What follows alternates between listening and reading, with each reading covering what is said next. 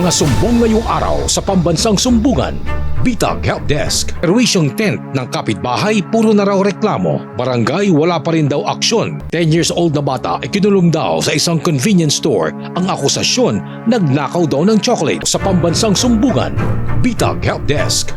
Ngayon naman sa una natin pag-uusapan, itong sumbong na lumapit sa atin na kung saan isang perwisyo daw na tent sa isang subdivision o pabahay daw ng gobyerno ayaw alisin daw ng kapitbahay. Ito ay nanggaling sa ating Action Center. Ang pag-uusapan natin ngayon ay mahigit 2 taon na daw problema ng ating complainant na si Nanay Jade Marquez. Itong tinatawag na tent na kung saan kanyang kapitbahay na si Virgie, nakaharang daw kasi ito sa harap ng kanilang kalsada at nahihirapan dumaan ang mga sasakyan dito. Pero makailang beses na raw makipag-usap at nai-report daw sa barangay, hindi pa rin daw naaksyonan hanggang kasalukuyan. Ang pinipilit daw na dahilan ni Virgie o itong kapitbahay nitong ating complainant ay permanent tent na raw yun. Kahit sa may gitna na ng kalsada nakalagay yung tent, sakop din daw ito ng kanilang property. Kaya hindi nila inaalis yung tent. With that said, ito yung sumbong. Panoorin. Pinuntahan lang at pinagtsuran. Nirereklamo ko po si Virgie Centino na naglagay ng tent sa tapat ng bahay niya, permanente na. Nakakaabala sa pagdaan ng mga sasakyan. Noong nakausap ko naman ang barangay, sinabi nila bawal yun, pero hindi naman nila pinatanggal yung tent. Sir Ben, Sir Ka, sana po matulungan niyo po kami sa aming reklamo. Maraming salamat po. Ang sumbong, iimbestigahan at aaksyonan sa pambansang sumbungan. Bitag Help Desk. Alright, so kausapin na natin ngayon dito sa ating studio. Itong mismo nagrereklamo si Ma'am Jade Marquez. Magandang umaga po sa inyo. Magandang umaga rin po, sir. Alright. Ma'am, so kayo ay lumalapit sa amin dahil sa umano'y tent nitong kapitbahay mo. Opo. Matanong ko lang, ma'am, bakit sa lahat ng pwede niyong lapitan ay dito pa po itong umano'y tent ng iyong kapitbahay? Kasi po alam ko na aaksyonan niyo po dahil marami na kayo natulungan na nakakausap ko.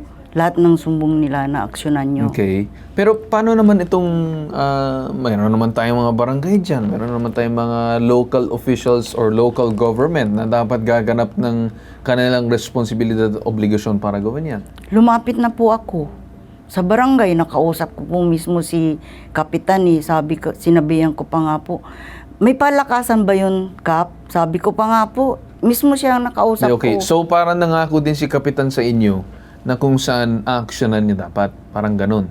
Hindi naman po niya sinabi, basta tumawa lang siya. Tumawa na lang, parang walang balak aksyonan. Opo. Okay. Matanong ko lang, ma'am, no, ano bang klaseng, ma-describe mo lang sa akin, ano bang klaseng lugar yung iyong kinatitirhan? Yung relocation nga po, row house, dikit-dikit, harapan, So sa parang kalsada. itong residential area Ayan na po, government na pabahay. Opo. Tama ba? Ikaw ay mahigit 12 years nang naninirahan po doon. doon. And ikaw nirelocate ng government Opo, doon kasama nung araw. yung anak ko dahil Okay. siya po nakapangalan. Okay. Dahil ako po ay senior na. So parang in-award yun sa inyo, tama po ba? Doon sa anak ko po. Okay. Ngayon, ito ay pabahay ng gobyerno, so this is a non-exclusive residential area. So parang Opo. kahit sino pwede pumasok, or sabihin na natin, may mga instances na ganyan na may ilalagay pero walang necessarily Opo. enforcing kundi ang barangay lamang. Opo. Tama po ba? So, sinubukan nyo ba din ilapit sa lokal nyong pamahalaan para, matanong ko lang, ma'am, taga saan ba kayo? Taga ano po, Pangasinan. Urdaneta, Pangasinan. Yung mismong lugar, ma'am? Yung pong, yan po. Yeah, yung mismong sa ano po, bahay. Barangay Gaya-Gaya, Towerville 6G po. Saan San po Jose, ito? San Jose del Monte, Bulacan. Doon, opo. Okay. So, itong bahay dun sa San Jose del Monte, nasubukan nyo ba kausapin itong local government, sabihin sa kanila na, sir, hindi na aksyonan ng inyong barangay ito, meron bang ganun? Lumapit na po ako kay Mayor, nagsulat na nga po ako. Nagsulat ka din kay Opo. Mayor. Tinatakan na po. Anong sinabi ng staff? Na feedbackan ka ba or wala? Antayin niyo po. sabi sa akin ang Kailan ka aksyon. po lumapit? Hindi ko nadala yung, may papel nga Hindi, po anong petsa? Natatandaan niyo ba kung ngayong taon, last year, Last month po. last month, lumapit ka sa kanila? Opo, may sulat nga po, may naiwan doon. Sabi, antayin na lang ang aksyon. Itinawagan din ang si Kapitan daw. Tatawagan si Kapitan. So hanggang kasalukuyan, wala pa rin? Wala po hong aksyon. Okay. So, siguro, no, kung may makakausap na ba tayo dito or wala pa? Ang calling parang, okay, sige, pakibilisan na lang siguro para maasikaso na natin yung complaint ni ma'am. So, ma'am, regarding dito sa inyong reklamo, nakipag-usap ka na ba doon sa iyong kapitbahay? Opo, minumura naman po ako niya eh. Anong mga pangangatwiran mo? Hindi po mura, bawal po mura ngayon, no? Anong mga pangangatwiran sinasabi ng iyong kapitbahay sa iyo? Pag-aari daw naman niya yung yung karsada. Tapat niya yung bahay. Tapat ng bahay niya po. Bakit nyo po din parang nire-request na matanggal itong umani Sa gabal po sa karsada kita niyo po dun sa picture. sa gabal sa kalsada? Opo. Wala ba kayong previous na alitan nitong kapitbahay na to? Yan po, mayroon kaming alitan dahil unang anuhan po niyan, siya ng tubig. Nilagyan niya ng hose doon sa may hagdanan ko. Nung bababa ako, nasabit yung aking paa doon sa hose. Kamuntik akong nadapa. Di ang ginawa ko, tinanggal ko. Tapos pumunta siya sa akin, pinagmumura niya, bakit ko daw tinanggal So yun. doon nagsimula? Doon po nagsimula. Yung alitan. And then ano Opo. pong mga ibang issues yung ma'am na kung saan nagkaroon kayo ng parang initan sa isa't isa? Tungkol nga po doon, Sa hose. And then, sa hose. And then itong tent na to, ilang taon na nakatayo? 2 taon na pong 2 mahigit. taon. Kailan po nangyari yung una nyong alitan? Yun nga po tungkol 2 years sa ago? hose. 2 years ago? 1 year Siguro ago? 2 years ago na po yung 2 years pagdating ago niya din. doon. Okay. So, ngayon ma'am, parang gusto mo lang din mailapit na sana pwedeng mai-dismantle. Kung Opo. pwedeng ganon. Kahit yung mga kapitbahay ko nga, sabi niya, ireklamo mo. Mayroon nga, nagpapirma nga po kami Pero siguro no, ganito ma'am, kausapin na lang natin yung mismong kapitbahay para mapakiusapan na lang natin regarding dito. No? Kausapin natin sa kabilang linya, may-ari ng tent ng kapitbahay na si Virgie Centino. Magandang umaga po sa inyo. Magandang umaga po, sir. Yeah, Ma'am Virgie, ako po si Carl Bitag Tulfo. Naka-live po tayo ngayon dito sa Pambansang Sumbungan Bitag Help Desk sa IBC TV 13 at CLTV 36. Apa. Ma'am, gusto ko lang naman makuha ang iyong panig regarding po dito para magkaroon tayo ng maayos na paglilinaw. Ma'am, ano pong masasagot natin regarding po dito sa reklamo ni Ma'am Jane? Yung sa tent, ma'am. Sa tent. Yung tent po, nilalagay lang po yan pag sir, pag may okasyon. Pag may okasyon. Ma'am Virgie? Po. May mga katabi ka ba dyan? Kasi mas maganda sana kung tayong solo lang nag-uusap, no, para hindi magulo. Ma'am Virgie? Po. Narinig niyo ba ako? Opo. Yeah. Ma'am, so sinasabi ninyo na nilalagay niyo lang yung tent tuwing okasyon. Opo. Matanong ko lang, ma'am, ito bang tent sigurado ka tuwing okasyon lang o matagal lang nakatayo dyan? Kasi iba yung sinasabi ni ma'am dito na tagal na daw nakatayo yan. Ma'am Virgie? Hindi naman po. Pag may birthday lang po yan. Kaso lang hindi pa natanggal. Ano yun? Pag may birthday lang po, may okasyon. Oo, pag may okasyon nyo ginagamit, pero ang tanong, nililigpit nyo ba pagkatapos ng okasyon? Nililigpit yan. Nililigpit. So masasabi mo today, kung kunwari, puntahan namin dyan, mapicturean namin, talaga nakaligpit siya. Yung sa bahay po. Yung tent, ma'am, yung tent, narinig nyo ba ako na maayos? O sige po. Ma'am, hindi po ako nakikipagpilosopo. Hindi ko lang kung pilosopo ba sagot nyo. Ako naman ay nakikipag-usap ng maayos, no? Hindi naman ibig sabihin na ako'y tumawag sa inyo regarding dito sa reklamo ni ma'am, ay kinakampihan ko na siya. Gusto ko lang malaman, Ma'am Virgie. Ako naman ay nakikiusap lang na maayos para lang malaman ang inyong panig. Pero parang tipid po ang iyong sagot. So, gusto ko lang malaman, totoo ba na talagang okasyon lang yung pinag-uusapan dito? Kasi unang-una, ma'am, usually kapag maglalagay ng tent dyan, I think dapat kiniklear yan muna sa barangay bago kayo maglalagay dyan.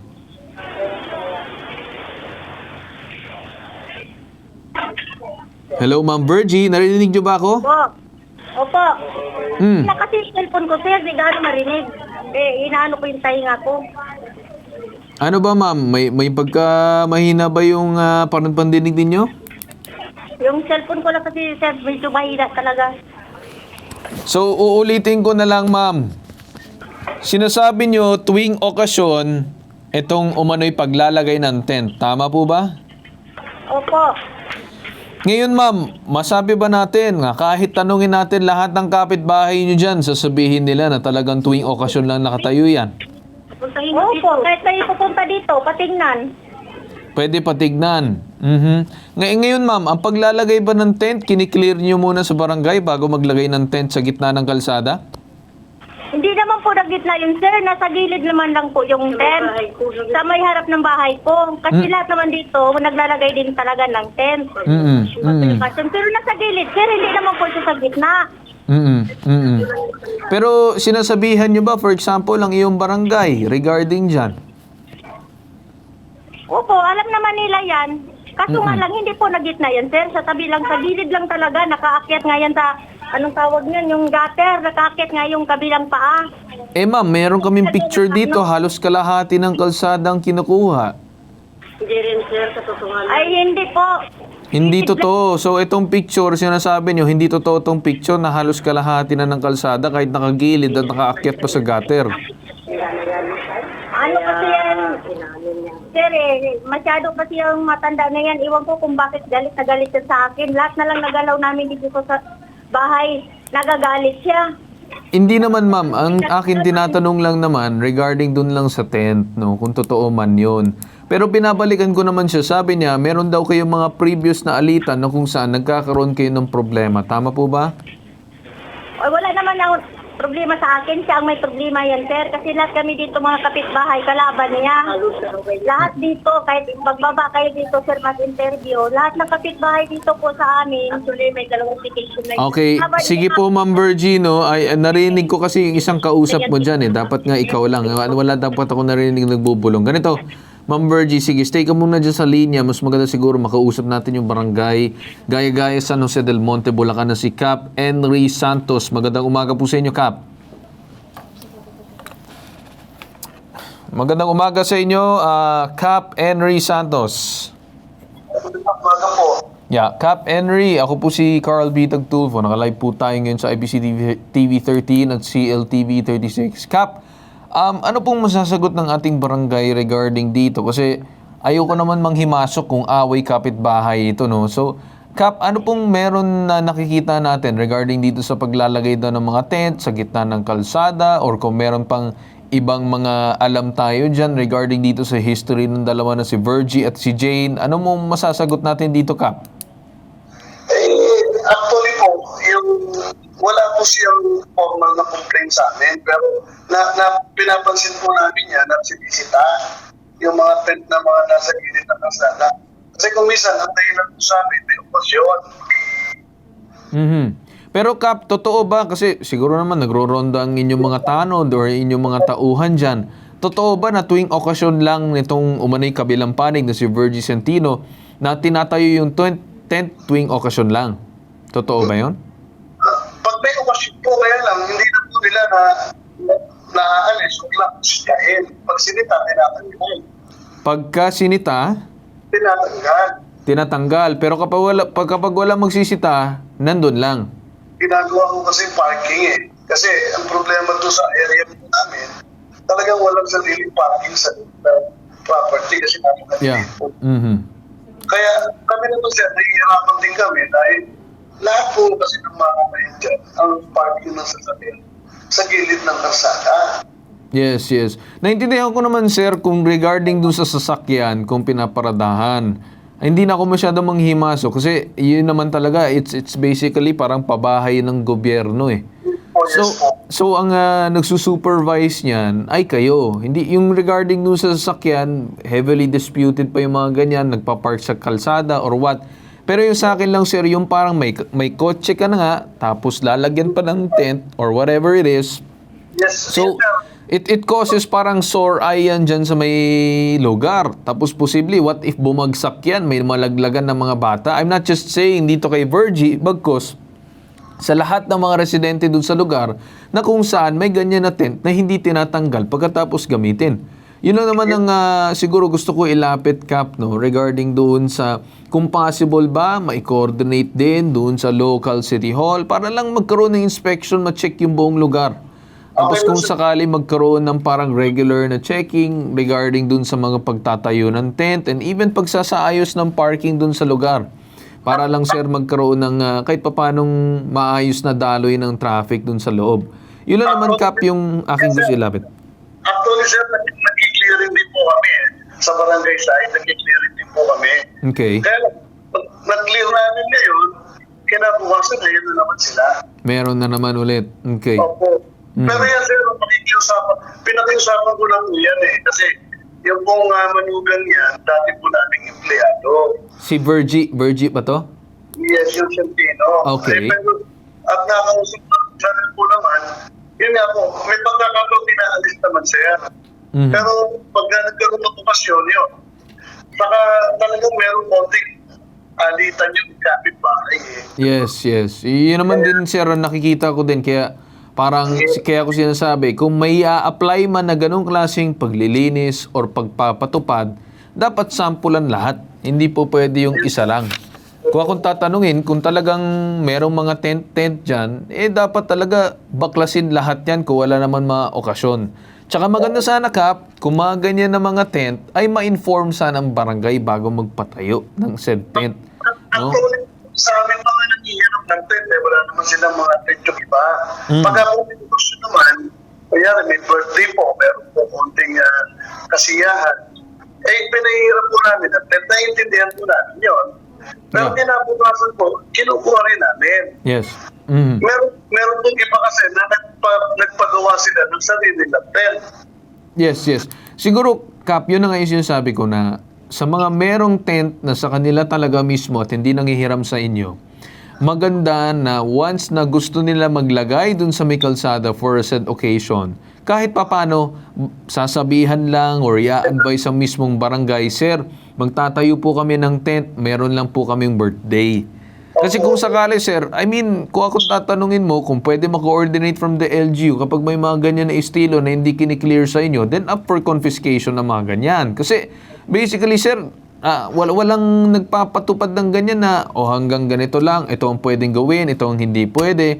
Kasi parang nangyayari, parang free for all lang. Kung kailan na may clearing, biglang bait-baitan, tapos biglang pagkawala na, babalik lahat ulit. Yung usual lang, sir. So, yun lang akin siguro, Kap, ang aking suggestion na posible nyo magawa na kung saan bago maglagay ng mga tent or kahit naman mga pati yung mga parking, isaayos sana, ilagay lang sa isang side. Kasi kung hindi, then posible sila hindi ko man alam kung ano man yung ordinansa nyo dyan, mapatawan ng kung ano man, kung sakaling hindi po sumunod. Meron po kami one-side parking kasi nga wala kaming solusyon. Nag-one-side parking po kami. Okay. Ayun lang yung tent talaga kami siya. Talagang medyo marami rin din po kasi pasaway. Pero hayaan po ninyo at mas naman po natin. At mas tama po yung suggestion. Okay. Sige po, Kap. Ayun naman ang aking pakiusap, no? I mean, ayoko naman din palakihin yung sitwasyon. Ang sa akin is, it applies to everyone. Hindi lang naman para dito sa nirereklamo ni ma'am or kung ano man. Pati siya, kung sakali may tent din siya, baklasin kung hindi naman kinakailangan. Actually, may mga kalaman din po siya sa sidewalk. Pinaalis ko nga po ayaw niya. Sino, sir? Yung pong complainant. Si Jane. Opo Di, sir, applies to all. Kung siya din meron, baklas lahat yan. Ayun na Walang lang po exempted. Kaya sabi ko, pag ginawa ko yan, lahat kayo masasaktan. Yes. Yun ang maganda kasi ang katwiran niya, alaman lang daw yun. Nasa sidewalk na po Well, yun sir, yun ang sinasabi ko, being proactive on the side ng barangay, and then dapat gawin lahat yan. Actually, I think dapat marinig nyo din kasi kausapin din natin yung sa kabilang linya mamaya, Kap. No, stay ka muna sa line. Kausapin din namin yung iyong Head Traffic and Sidewalk Clearing Operation Office. Diretso na sa inyong LGU, sir. Stay muna kayo sa line, Kap, ha? Yes, sir. Okay, thank you. Okay. Kausapin natin ngayon sa kabilang linya si Director Roberto Bobby Esquivel, Head Traffic and Sidewalk Clearing Operation Office ng San Jose del Monte, Bulacan. Magandang umaga po sa inyo, Director. Oh, yes, sir. Magandang umaga. Yes. Magandang umaga sa lahat. Director, ako po si Carl B. Tagtulfo. Naka-live po tayo ngayon sa IBC TV 13 at CLTV 36. Sir, ano po may tutulong natin? yes. Sir, may mga gusto lang kami na ilapit na kung saan may mga kapitbahay nagrereklamo sa isa't isa pero mukhang away nila or alitan nila. Pero ang sa akin, sir, ay regarding dun sa mga tent at one-side parking dito sa isang lugar sa may Towerville na kung saan pabahay siya ng gobyerno, na kung saan ay parang nagtatayuan ata daw ng mga tent and then kung saan-saan nakaparada. So if possible Yes, lang sir na maipatupad natin para sa lahat ng mga residente dyan na mas maisaayos. Kasi ang reklamo naman sa akin ni ma'am, itong isang kapitbahay daw niya, pero itong barangay sinasabi siya din daw meron. So ang sa akin, lahat, everything, it applies to all, hindi po pwede isa lang. Yun lang ang sa akin na Yes, Director. Tama po yun. Dapat magkaroon ng order yung mga ganyang mararaming tao. Kasi pagka hindi pinakilaman ng gobyerno yan, kung ano na lang ang gagawin yan, Yeah. na violation sa kalsada or sa sidewalk, at yung magkakapitbahay ang mag-aaway. Yes. So, para malaman ng lahat, ang sidewalk po ay para sa lakaran ng tao. At ang kalsada ay para sa motorista. Ngayon, dahil malilit siguro ang kalsada dyan, ang may papayo ko sa mga may mga sasakyan, magpatupad ng traffic scheme. Pag one-way tayo at pagka nagkaroon tayo ng one-way traffic scheme, meron tayong provision ng one-side parking. Kung magagawa yung scheme na yon, handa naman akong tumulong doon bilang kami ang nasa city government, handa akong tumulong. Pero yung mga tent na yan, talagang bawal po yan. Sabihin na natin na may birthday or ginagawang tent ng parking ng sasakyan, bawal ho talaga dyan. Okay. Okay? Tama naman yung sinabi ni Kap. Nagpapahiram siya ng mga tent ng kanyang barangay para lang pag natapos, kukunin. Pero Yes. hindi po pwedeng kanya-kanya tayo ng tent. Yes. At pagkatapos mag-event or mag-birthday, celebrate, hindi na nila i-permanent na nila. Yes, Bawal tama. po yun. Mhm. Kaya dapat natin na yung enforcement, medyo diin na natin. Pag nakita natin na gano'n, hindi sumusunod, confiscation na yan. Okay, tama. Pag ako nakapunta dyan, ikukumpiskain ko lahat yan. At pupunta sila sa opisina ko at magle-lecture tayo kung ano yung tama. Okay. Ang mali tama. ay dapat ang mali ay mali. Ang tama ay ang ating ipatutupad. Alright, tama yun sir. And siguro no, ang aking gusto lang din sabihin, siguro sir, hindi naman tayo din against kung sakaling gusto nila mag-birthday. Kaya nga sir, parang suggestion ko din kanina, kung sakaling talagang sabihin natin na gusto nila magamit yung certain part, ay dapat sanang merong clearance ng ating local government, aka either Tama po barangay din yun. or sa inyo sa LGU, para kung sakali merong parang permit yung doon sa ginagawa nila sa Tama po kalsada. yun. Tama Tapos po kayo once doon. na Tama tapos kayo na, doon. then tutulong na yung barangay sa pagligpit para mapatupad na Yes, maayos. Kasi kung hindi sir, parang hindi sanctioned yan ng government. So mangyayari, meron talagang parusa na kaukulan na kailangan patupad. Tama po yun. At saka isa pa ho, kapag ikaw ay pag may nag-o-oppose doon sa pagbe-birthday sa kalsada na kapitbahay, karapatan po yun ng kapitbahay Yes, na magreklamo. Yes. At karapatan din ng gobyerno aksyonan at ipagbawal yung mga party-party dyan sa kalsada. Bawal din po yun. Ngayon, kaya ko lang po sinasabing po pwede kung walang nagre-reklamo. Yes. Diba? Tama. Pagka nagreklamo, talagang hindi ho dapat payagan at bigyan ng permit pag di Alright. nagre-reklamo. Alright. Okay. So with that said, Director, no, asahan namin na sana bukas or maybe the days coming or pagdating ng mga Monday siguro next Pwede, week. ano din, paggagawa ko ngayong hapon na to. Pag kami nakakita ang mga tawan ko, pakukumpis ko dyan. Alright. At kami naman ni Kapitan Ryan Santos, after this interview, ay mag-uusap kami ng kung ano ang dapat nating ipatupad na tama dyan sa lugar na yan. Alright. Okay, Director. Maraming salamat po sa inyo, Director Roberto ng San Jose del Monte. Welcome Maraming po. Sa salamat. aming syudad, dapat po malaman namin kung ano po yung mga nirereklamo para ma-actionan ho namin. Salamat Alright. po. Sige, sir. Thank you so much. Okay, balikan natin itong si Cap. Cap, nandiyan pa kayo? Opo. Yeah. Cap, ganito na lang, no? Narinig mo naman ang sinabi ni Director, so they'll be implementing the said inspection and clearing dun sa lugar. So, yun, may mga nabanggit naman na siya na dapat bawal talaga kung tutuusin yung mga ganyang klaseng estilo. So, yun ang dapat ipatupad din ng ating lokal. So, mag-uusap daw kayo, sir, regarding dyan sa mga kailangan din ipatupad sa inyong lugar. Okay po, Cap? Yes, sir. Totoo po yun. Pag ako may mga ganyan, makikipag-coordinate po ako sa kanya. Alright. Okay po, Cap. Sige, Cap, ha? Thank you so much. Salamat po. Thank you. Okay. So, si Virgie, balikan natin si Virgie. Virgie, nandiyan ka ba? Virgie, ganito, no? Hindi naman ikaw yung parang gusto kong habulin, no? Yung sa akin dito, para sa lahat ng mga residente, kasi ikabubuti naman yan lahat ng residente sa lugar na kailangan magpatupad ng bawal at pwede para lang may maayos tayong rules and regulations niyan sa inyong lugar. Okay po, Ma'am Virgie?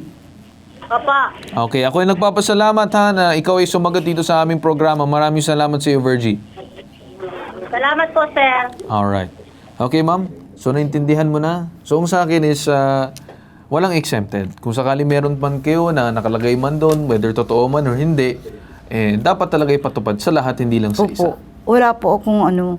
Ang inaano ni Virgie din, yung bulaklak ko. Sabi ko kay Cap, pag tinanggal mo po yung tent, tatanggalin ko yung bulaklak ko. Hindi, okay. Wala naman na yung problema, ma'am, no? Ayoko naman namang himasok doon sa parte na yun. Opo. Magkakaroon naman din sila ng inspection at clearing Opo. doon sa lugar. So, bahala na yung lokal Opo. sabihin kung anong pwede at hindi Opo. pwede. Kung talagang sabihin natin bulaklak mo, hindi pwede, edi di tanggalin ko iuusog po. mo. Usog And ko, then yung tent, sabi na nga, hindi talaga pwede, tatanggalin Wala nila. po At akong damay tent. din lahat ng Opo. mga residente doon sa lugar. Okay po, ma'am? Opo, masarap nga po yung karsada, malinis, di po ba? Okay. Thank you po. At Okay po, Ma'am na-actionan Jane. po. Maraming salamat po. At salamat balitaan nyo din kami. Pag Opo. once na dumating, picturean nyo, send Opo. nyo sa amin ng video para makita namin yung ginagawa ng inyong lokal. Ha? Opo, salamat Alright. po. Thank you so much. At magbabalik tayo after ng commercial break. Itong pambansang sumbungan, Bitag Help Desk. Susunod sa pambansang sumbungan, Bitag Help Desk. 10 years old na bata ay kinulong daw sa isang convenience store. Ang akusasyon, nagnakaw daw ng chocolate. Ang sumbong, iimbestigahan at aaksyonan sa pambansang sumbungan, Bitag Help Desk. Pambansang sumbungan, Bitag Help Desk. Nagbabalik ulit ang pambansang sumbungan, Bitag Help Desk. Ngayon naman susunod na sumbong na pag-uusapan naman natin itong kawawang 10 years old na kinulong sa loob ng convenience store. Ito naman ay nanggaling sa atin sa ating online sumbong na kung saan inalapit daw dahil hindi matanggap ng nanay na si Rachel ang ginawang pagkulong sa kanyang anak na 10 years old sa loob ng isang convenience store sa barangay Batya, Bocaue, Bulacan. Mahigit isang oras din daw na hindi nakalabas ang bata at doon na siya nahanap ni Rachel. Pinagbintangan daw kasi ang kanyang anak na nagnakaw ng chocolate sa convenience store kaya hindi ito pinalabas. So dito ang sumbong, panoorin. Natrauma po ang aking anak at sobra pong kahihiyan ang ginawa po si Rachel Gustanyo, nakatira sa Batya, Bocaue, Bulacan, AFP-PNP, upitong ulog sa pambansang sumbungan na Bitag upang sa akin nirereklamo kong garlic source at dito po sa amin lugar. Kasi po, ang aking anak ay pumunta ng neighbor doon at para bumili po sa kanila, pinagbintangan nilang nangunga ng chocolate at sinubo nila ng may isang oras nang hindi ko po nalalaman. Ang sumbong, iimbestigahan at aaksyonan sa pambansang sumbungan. Bitag Help Desk. Alright, kausapin na natin ngayon itong nanay na si Rachel Testanio. Magandang araw po sa inyo, ma'am. Isang araw po, sir. Alright. Ma'am, lumapit kayo sa amin sa kadahilanan na yung anak mo kinulong dito sa isang convenience store sa may lugar ninyo? Opo. Okay. Opo, sir. Yeah, matanong ko lang ma'am, bakit po napadpad itong anak mo mag-isa doon sa convenience store? May inutos ba kayo? Wala po, sir. Bibili po sila nung pagkain po nila sa Dali kasi pumura po yung bilihin doon eh. Okay. So, dahil mura, pumunta itong anak mo pero hindi mo inutusan? Hindi po. Okay. So, parang yung anak mo lang, parang may gusto lang bilhin sana doon sa convenience store. Opo. Matanong ko lang ma'am, anong oras pumunta yung anak mo doon sa store? Ano po, mga 7:20 daw po siya pumunta doon. 7:20 p.m. pumunta siya AM para... po. Ha? AM. AM. Okay. Opo. Pumunta siya ng convenience store para bumili ng pagkain. Tama po ba? Opo. Okay. Pagkatapos, pagpasok ng anak mo dun sa convenience store, ano naman ang mga susunod na pangyayari ayon dun sa bata? Nag-ikot-ikot po siya para po magbili po ng pagkain. Tapos may chocolate po siyang hinawakan. Itatanong niya po dapat po yung price. Pero binalik niya po dun sa may pinaglagyan ng chocolate. Okay. Tapos sabi nung staff po, ang tagal daw po niyang nag-ikot-ikot. 100 po kasi yung natitirang pera ng anak ko. Tinitingnan niya po kung magkano po yung presyo ng bibilin niya. Okay. Parang pinabudget niya po. Tapos po, yun nga po, sabi nung staff, sabi po ng staff, nakita niya daw po mismo na kumuha daw po yung anak ko, ipinasok daw po sa bag yung chocolate po. Aha. Tapos po, yung bag niya po, hindi pa po siya nakakarating ng cashier, chinek na po yung bag niya. Okay, kasi yung anak mo ba ay parang may attempt daw na lumabas or papunta pala ng cashier tapos saka chinek yung bag niya? Papunta pa lang po ng cashier, hindi pa po niya nababayaran yung binili niya po nung araw na yun. Okay, yun ay ayon dun sa anak mo, tama ba? Opo. Matanong ko lang ma'am, ilang taon na yung anak mo? 10 po bukas. Okay, so, wala pang bukas, so 9 years old pa lang siya. Opo. Okay. Ngayon ma'am, pagkatapos mo nalaman, pumunta ka doon sa mismong convenience store, itong Dali convenience store. Pagkatapos nalaman mo, ano bang nadatnan mo ma'am nung pumunta ka doon? Kasi hinanapan na siya. Anong ginawa doon sa bata? Hinold po siya ng may isang oras doon po sa harap ng cashier po, doon sa loob po ng store. Okay, 1 hour naka-hold sa store. May isang oras po kasi 9 na po namin siya pasado nung inanap-hanap po kasi namin sila. Magkasama po sila nung kapatid niya. Ang isa ko pong anak. Saan po siya ma'am banda nakaupo or nakastay doon sa mismong store? Meron ba silang parang maliit na staff room or office or doon mismo sa may cashier? Sa may sa may pintuan po, may malapit na upuan po doon sa loob ng store po. Doon po siya pinaupo. Okay. Pagkatapos ma'am, nung nadatnan mo yung anak mo ng 9, sabihin natin, pasado 9 p.m., AM po. IAM, ano yung naging unang bungad sa'yo ng anak mo? Umiyak po kasi natakot po. Tapos sinabi niya rin po, abang kukwento siya sa akin, nasabi po na stop sa kanya, wala kang magulang, wala kang tatay. Iba daw po ang pagkakasabi, nilalakihan po siya ng mata. Ganun po, para hinaharas po siya. Okay. Pero matanong ko lang ma'am, asan po kayo nung mga oras na yun? Andito po, kakauwi ko lang po sa bahay noon. Tapos nagpaalam po kasi sila, nabibili lang po dyan lang sa labas po. May iba pa ba siyang kasama na mas matanda? Sa Dali po? Wala po, dalawa lang po sila, 8 at saka 9 po. Bakit po ma'am parehas na minor pumupunta ng convenience store para bumili ng pagkain? Di ba po dapat may parang nagsusupervise sana sa kanila na mas matanda? Opo, sir. Yung time po kasi noon, ang paalam po nila, bibili lang po dito sa labas. Sabi ko, Ang tagal naman bumalik, kaya ginawa po namin, hinanap na po namin yung buong lugar po. Tapos nakita po ng pamangkin ko, nandun na nga po sa Dali. Akala mo, bibili lang dito sa may mga tinda-tindahan na malapit sa inyong bahay. Opo. Pero ang nangyari, ginawa ng mga bata, pumunta doon sa convenience store. Opo. Paala po kasi nila, bibili sila.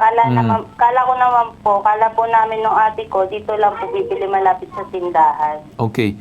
So siguro ma'am, pagkatapos, ano ang naging usapan ninyo doon ng taga-Dali? Bakit hindi pa siya nagtawag ng barangay? Bakit hindi pa siya nagtawag ng kung sino man pwede makausap from police, Bausi, or kung sino man? Wala ba silang tinawag na ganun? Wala po. Pinuntahan po ako ng pamangking ko. Sabi po, nandun daw po sa Dali. So anong balak daw ng mga staff ng Dali doon sa, sa bata? Antayin lang na dumating yung magulang? Iba-blatter daw po. Tapos pagdating po namin doon, Iba-blatter saan? Sa barangay o sa pulis? sa barangay daw po. Yun po ang sabi nila. Kaya sabi namin, bata po yun, paano nyo iba-blatter? Aha. Tapos po, maya-maya konti, dumating yung mga tanod. May tumawag daw sa kanila yung Dali store po ata. Tumawag sa kanya, may nang shoplift daw po dun sa store nila. Pero wala man lang kabanggit-banggit na minor yung umano'y inaakusahan nila ng ganon? Wala po, basta... So anong klaseng staff ng mga barangay ang pumunta doon? Mga tanod? Tanod po. Tanod. So walang kahit sino from Bausi ang dumating? Yung po, nung pinapatala po nila ako sa office, Hindi ma'am, nung time na pumunta ang barangay doon sa Dali at may tumawag na taga-Dali, wala pang Bausi na kasama? wala po. Wala pa. Tanod lang po. Tanod lang. So parang tinitreat nila as regular crime daw umano na nag-shoplift itong anak mo. Opo. Sinasabi naman ng anak mo, nilagay niya sa bag, tapos plano naman niya bayaran. Tama ba? Hindi niya po nilagay sa bag. Kinuha niya po yung chocolate, at itatanong niya po dapat sa cashier. Tapos, hindi niya na po tinanong, binalik niya na lang po yung chocolate. Okay. So anong balak ng mga taga-Dali na gawin dito sa bata? Yun nga po, sabi, iba-blatter daw po. Tapos nilapit po namin sa Bausi. Chinek po ng Bausi yung CCTV. Sila pong nag-check ng Bausi sa may office. Hindi po nila ako sinama. Alos 2 hours po sila dun sa office. So, wala man lang kahit anong pagkukonsulta sa'yo, ikaw yung nanay, walang pagsabi kung ano man nangyayari? Sinabi po nila, nakita daw po nung staff mismo na may kinuha daw po, pinasok sa bag yung anak ko. Pero hindi hagip dun sa CCTV. Hindi po. Pinakita po sa akin CCTV, wala naman pong kinuha yung anak ko. Okay. Sige ma'am. So siguro stay ka muna dyan sa linya. Kausapin natin ngayon itong si Patrolman Angelo Yabot. Magandang umaga po sa inyo. Patrolman, ito pong Assistant Investigator Women and Children's Desk or WCPD ng Bukawi Police Station. Magandang umaga po sa inyo. Hello po, magandang umaga rin po. Yeah. Ganito, magandang umaga sa inyo, Patrolman. No? Ano pong base sa investigasyon ninyo, ano pong nakita ninyo dito sa pangyayari? Bali po kasi dyan, nung bumaba po ako ng May 7 sa may Dali mismo, Dali store, kinausap ko po sila about dun sa CCTV footage. Okay. Dahil nung pumunta po sa akin nung May 4, yung family ay gusto po nilang mahingi yung copy ng CCTV. Kaya pinuntahan ko po yung Dali. Ngayon, pagpunta ko naman po sa Dali is pumayag naman po silang ibigay yung copy, pero hinihintay po kasi nila yung IT na pwede pong humawak doon sa footage. Okay. Dahil hindi Sige daw po. po basta-basta. Yeah. Patrolman, matanong ko lang, no, itong nangyari na insidente, pwede mo ba describe sa amin kung anong nakita ninyo sa CCTV? Bali sa CCTV po kasi, yung mismong pinakita is puro may cut pa po dahil pinatanggal po nung Dali yung mga tao na nakikita sa CCTV na hindi naman involved for privacy daw po. Okay. So, ang nakita ko lang po doon is yung bata po kasi is pupunta sa stall ng chocolate. then nilalagay sa kamay, then maglalakad po siya doon sa spot na walang kita sa CCTV. Okay. Bali, yun po yung nakita ko doon. So, Dahil walang yung full- actual na paglalagay sa bulsa or wala man lang pagtatangka na hindi man lang dumaan sa cashier at dumiretso sa labas? Walang ganon? Ang ano lang po doon is pupunta po siya sa blind spot, then balik, tapos babalik. Ganun po nang paulit-ulit yung ginagawa. Then parang tinitignan-tignan ng bata yung kasama niyang bata sa labas. So, pero Parang hindi, ma'am, sinisenyasan. hindi ma'am masyado kita talaga na meron talaga siyang kinuha. Na pumupunta po siya sa blind spot. After niyang magkuha, pumunta sa blind spot. Kaya kinausap ko po yung Dali. Sabi po nila, ipoproduce po nila yung full coverage. Ilalabas naman daw po nila pagdating ko daw po doon. Okay. Ngayon, tama ba yung ginawa ng Dali na hinold yung bata dito sa pangyayaring insidente? Bali po kasi sa kwento sa akin is, sabi mismo ng manager is protocol daw po nila yon na i-check yung mga bag. So, nung chinek po kasi yung bag, nakita nga po yung laman ng bag is yung mga chocolate. So, ang ginawa po ng Dali is kinausap yung bata na saglit lang, i-check lang namin. Kumbaga parang in-audit pa po ata nila yung mga laman saka yung mga nabili niya. So nakapagbayad na yung bata? Opo. Nakapagbayad Pero na yung pero mga may mga mangilang- nakahalo na nilang- hindi binayaran. Ganun ba? Meron po. Tapos ang sabi po ng bata sa kanila is binili niya daw po kahapon or nung isang araw. Yun ang sabi ng bata doon sa Dali. Yun ma'am, gusto ko lang matanong, kung nagkaroon ba ng proseso ng pagpapatawag doon sa umanay vowsy or kung sino man pwedeng representative na para sana ipatawag yung nanay, ano ba nakikita natin dito? Meron naman po. Nung pumunta po ako doon, kinabukasan, sinabi po ng barangay sa akin na may schedule daw po sila ng paghaharap. Silang dalawa ng panig ng Dali at yung complainant po. Okay. So, nakikita nyo naman dito is hinold ng Dali yung bata at nagtawag ng barangay at inaantay yung barangay. Ayun po ang sabi nila, or tinanong na nasaan yung magulang. Dahil minor nga po yung... Yeah. So, they Hawak wanted nila. to coordinate with the barangay to help them find the said parent. Tama ba? Yes po. Okay. Ngayon, dumating yung mga tanod and then may sinasabing umano'y pagtangka ng shoplift kaya napapunta yung barangay doon. Then it just so happens, mga around 9 plus a.m., dumating yung nanay regarding doon sa paghahanap ng bata. Yes po. Alright. So, habang nag-aantay sila doon sa barangay, biglang dumating yung magulang ng bata. Ganun po ba? Yung about naman po dyan is ang barangay po sigurong makakasagot dahil pumunta po sa akin yung magulang is day 4 na ng gabi. Ay, hindi. Ibig ko lang Kumbaga, sabihin po tapos na yung po doon sa sila timeline doon. of events, di ba? Habang yung bata nandoon, naka-confine sa loob ng Dali, di ba, nagtawag na yung umano'y Dali ng barangay. Kaya dumating yung barangay moments after nung pagdating ng nanay. Di po ba? Opo. So, yung sinasabi, parang nakikita ko ditong intention ng Dali na parang hinold lang muna yung bata doon is para ipatawag yung barangay. Yes po.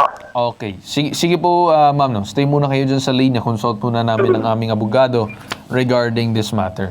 So, Okay po. magandang umaga sa iyo, Attorney Batas Mauricio, ang ating Bit Resident Lawyer. Ano pong masasabi ninyo regarding dito, Attorney? Maraming salamat po at magandang umaga din, Ginoong Cartul po. Malaki po yung pagkukulang ng mga tiga-Dali. Malaki po yung pagkukulang ng mga tiga-barangay. Sa ilalim po kasi ng Republic Act 9344, ito po yung Juvenile Justice Law. Yan pong mga ganyang bata, ang edad 12 taong gulang pababa. Kahit po nakagawa ng karumaldumal na krimen, hindi nila pwedeng i-detain, hindi nila pwedeng ilagay sa isang tabi, at pagkatapos, itrato na nakagawa ng krimen. Okay. Ang dapat pong ginagawa nila ayon sa Republic Act 9344, Juvenile Justice Law, nagpatawag po sila kagad. Well, kung yung otoridad sa barangay, merong barangay, yung pong barangay at pagkatapos yung barangay, dadalhin po kagad yan sa MSWD, Okay. Municipal Social Worker. Ganun po yun, Ginoong Carl Tulfo. Kung hindi po nasunod yan, at nakikita po natin sa kasaysayan, hindi nasunod, abuso kontra bata, Republic Act 7610 ang kaharap ng dali at ang kaharap ng sino pa man sa barangay. Ginoong Carl Tulfo. Okay. Gusto ko lang din na sabihin, attorney, na nung time na yung bata nandoon sa loob ng dali daw umano, pinaupo daw nila doon dahil itinawag yung barangay at inaantay yung barangay para hanapin yung magulang. Parang ganun, attorney, ang lumalabas base dun sa aking pagtatanong-tanong kanina dun sa patrolman. So ano pong masasabi natin, attorney? Pagka po ganyan at tunay at totoo, meron pong pagtawag sa barangay at upang ang barangay ang kikilos. Kasi ang maliwanag po yung proseso sa Republic Act 9344 Juvenile Justice Law. Ginoong Carl Tulfo, at lalo na yan, maliwanag naman po, 10 taong gulang lamang. Nagsabi yung bata na 10 taong gulang lamang siya. Ulitin ko lang po para po sa kapakinabangan ng lahat ng Pilipino, wala pong pananagutang kriminal yan eh. Hindi nila pwedeng itratong kriminal yan. Kaya po ipinapatawag ang barangay para hanapin ang magulang at i-turn over sa magulang sa pamamagitan ng mga proseso sa pagpapapirma at kung ano-ano pa, Ginoong Carl Tulfo. Okay, so ang sinasabi ninyo, Attorney Batas, is for example, parang yung binabanggit kanina na may laman daw ang bag ng mga items na nabili na at umano'y idinagdag dun sa galing sa store. Siguro, attorney, dapat ang ginawa nila, they should have double-checked first. May mga SKU naman yan, may mga number naman yan, barcode, check nila if, let's said, item is already unlisted or purchased already, considered as purchased. Now, kung sakaling hindi siya purchased, edi sana, attorney, parang kinuha nila yung item na hindi pa na-purchase. Tapos, tinabi muna yon for the said. Tapos, gumawa sila ng report or whatsoever. Pero, hinayaan na dapat nila ng bata kung may makukuha man na identification, then siguro kunan para lang after, then saka na sila magte-trace kung sino man magulang yun. Parang ganun, attorney, yung nakita ko. Well, sa totoo lang po, bawal po sa batas yung searching nila eh. Hindi po sila pwedeng mag-search ng walang MSWD, ng walang barangay authorities eh. Bawal po yun. Lalo na po yan, maliwanag, 10 taong gulang yung bata. Ginoong Carl Tulfo, mga kababayan. Naku, laki po ng pananagutan ng mga ganyang convenience store pagka nakakagawa ng ganyan yung mga kabataan. Parang itinuturing na po kaagad kasi nila na may krimeng naganap doon pala ang sa pagsasaliksik doon sa hawak na bag.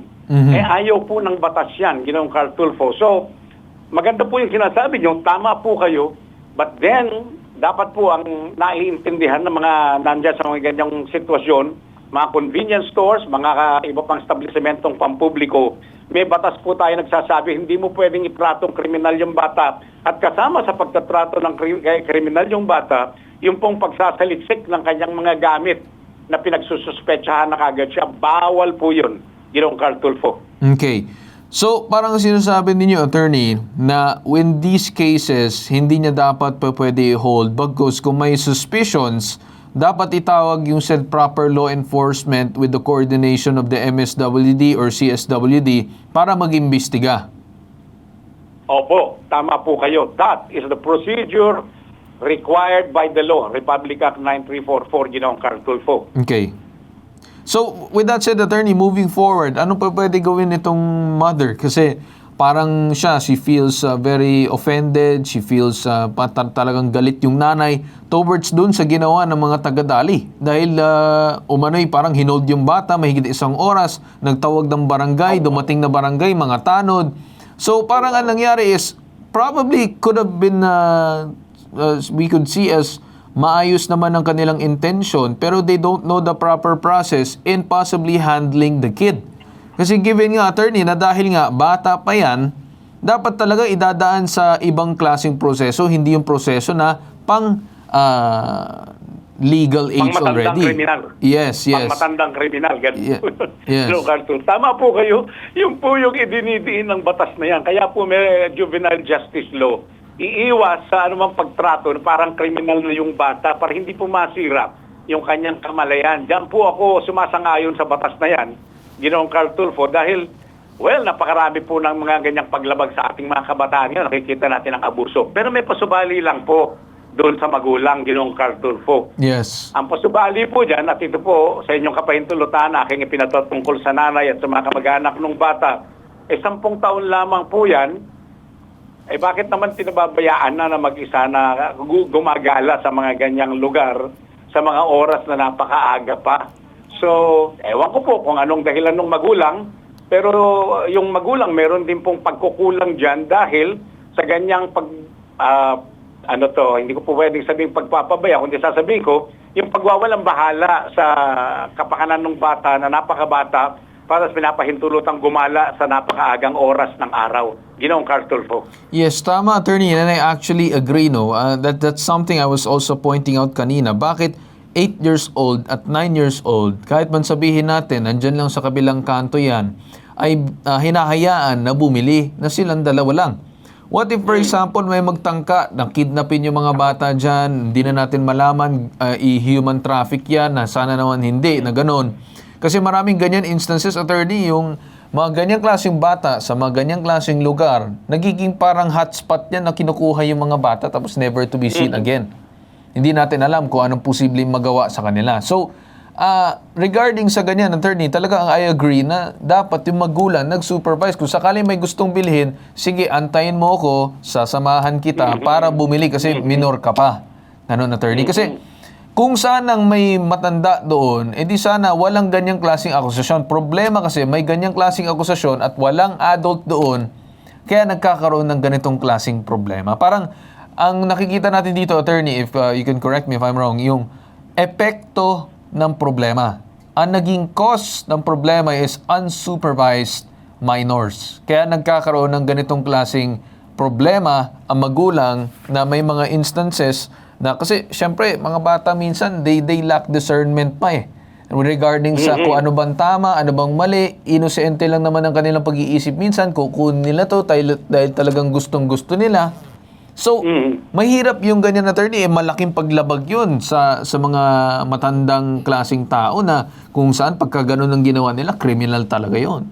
So, I do agree, attorney, and siguro balikan natin yung magulang. Nandiyan pa ba yung magulang si Rachel? Sir?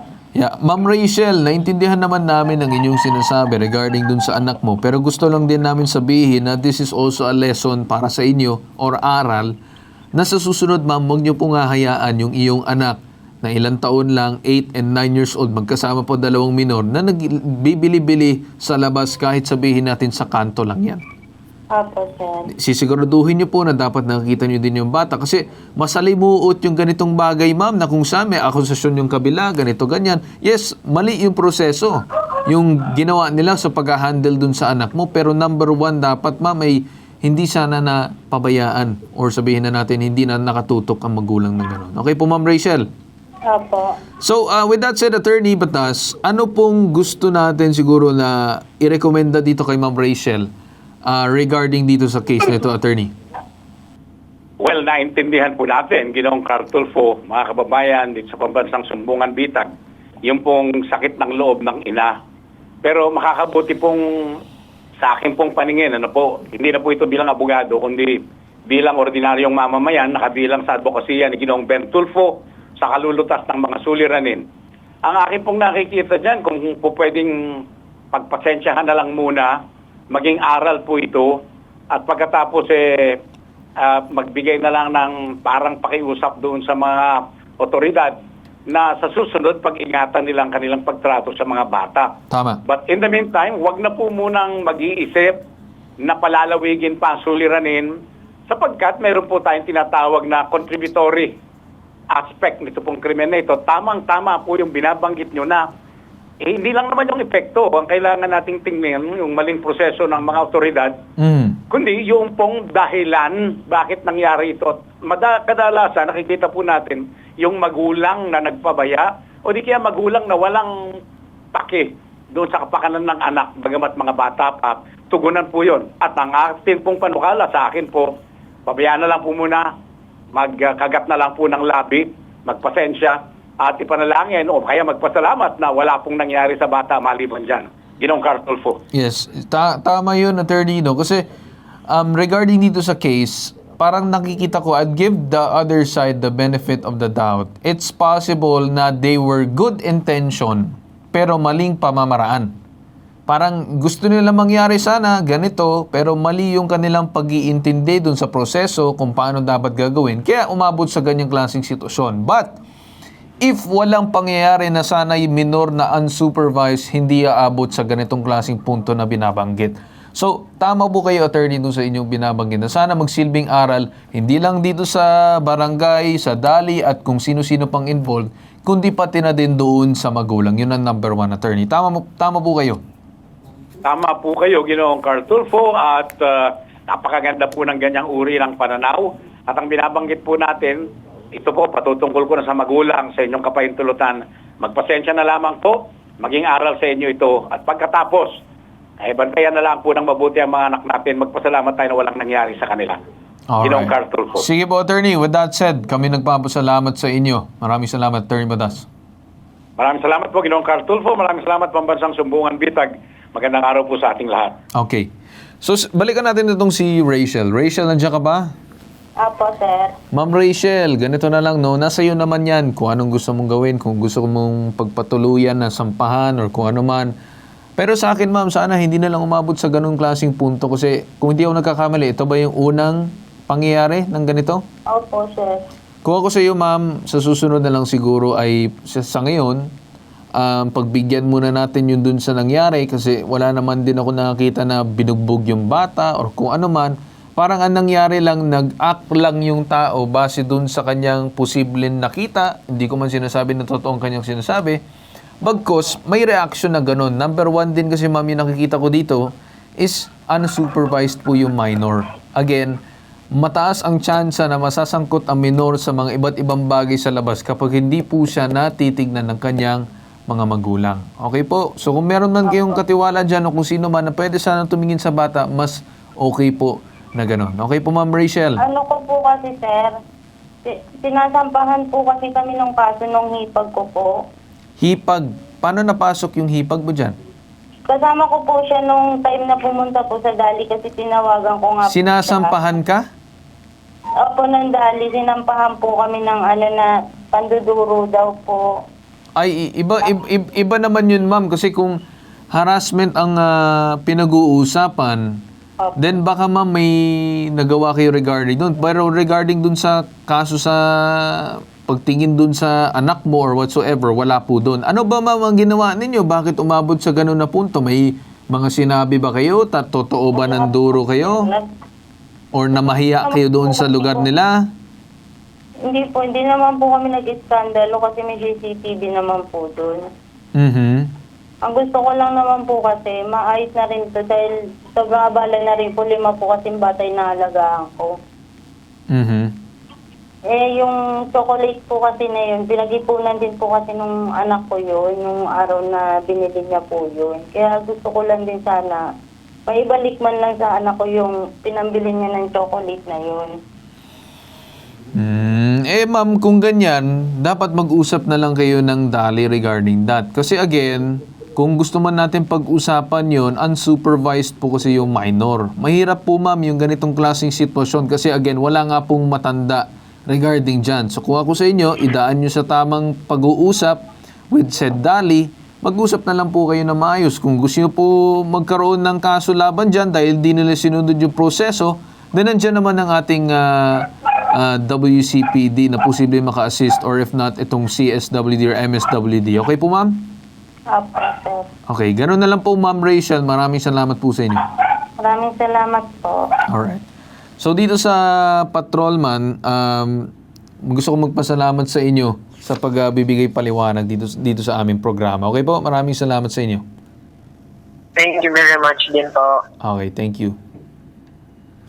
Alright, so with that said, no, dyan na tayo magtatapos sa ating programa. Once again, sa lahat ng mga magulang, please, tignan nyo po ang iyong mga anak, especially yung mga minor. Huwag nyo pong hahayaan na lalabas-labas lamang bibili ng ganito na mag-isa. Kasi baka mamaya may mangyari sa bata, kagaya nito, pero may iba pang posibleng mas malala na ayaw natin na mangyari. So, mag-iingat po tayo lagi at sa lahat ng mga magulang, sana magsilbi itong aral na lagi po tignan at watch over your kids. And with that said, dyan tayo magtatapos sa ating programa ngayon. Itong Pambansang Sumbungan, Bitag Helpdesk. Pambansang Sumbungan, Bitag Helpdesk.